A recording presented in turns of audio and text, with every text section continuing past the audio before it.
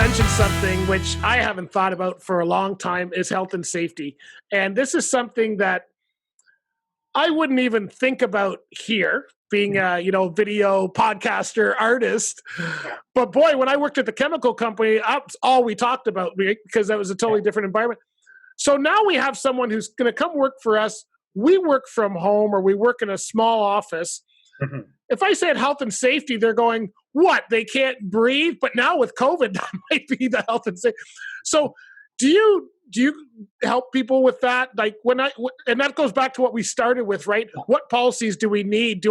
I would not have thought of a health and safety policy until we don't have one.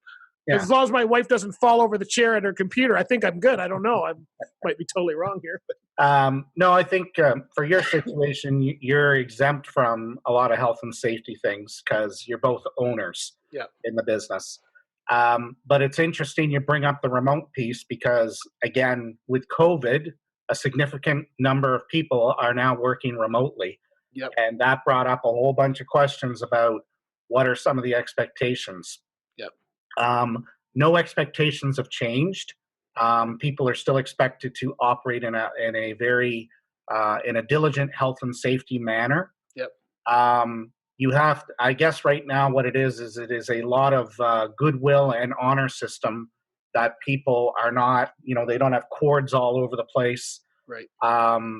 But if someone gets injured and they claim to have been working remotely in the course of employment in their workplace, in their home, and you're, and you think it's not true, not gonna sugarcoat this. It's gonna be a little bit difficult to prove because yes, you can ask for them to. So say, I'm working for you, and you want to just take a look around my house to make sure that there's no slips, trips, and falls hazard. Yeah.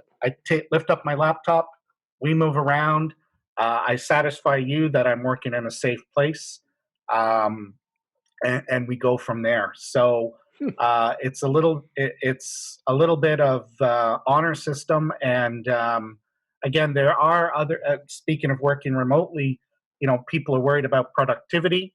Yeah. If you want to monitor your employees a little bit closer, there's all sorts of technology you can do that. Yeah. Some are, some aren't. But just getting back to the health and safety pieces, nothing has changed in that manner. Okay. Like it's still the same thing.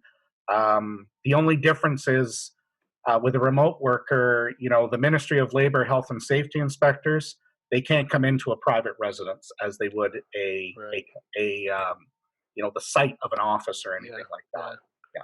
But if you're working from home, like for me, I don't know, because we count this as our office space, does that give them the right to now come in because it's an office space? Like, in this apartment here, this one room is my studio office. Mm-hmm.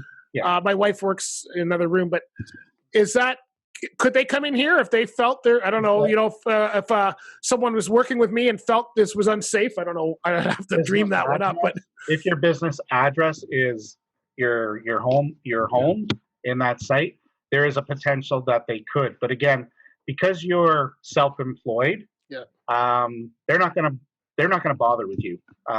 If you hire an employee and that person is now working in your home, that becomes a place of work.